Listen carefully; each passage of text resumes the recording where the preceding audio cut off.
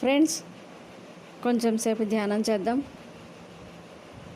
ధ్యానం అంటే శ్వాస మీద ధ్యాస. మనలో జరిగే సహజమైన సరళమైన శ్వాస నిశ్వాసలను గమనించడమే ధ్యానం. స్థిరాసుఖ ఆసనంలో కూర్చుని మనలో జరుగుతున్న సహజమైన శ్వాసను గమనించడమే ధ్యానం. ఏ మంత్రము జపించకుండానే హాయిగా కళ్ళు మూసుకుని మన శ్వాస గమనిస్తూ ఉండటం. పత్రిజీ వేణునాదంతో మనం ధ్యానం చేద్దాం. ఓకే.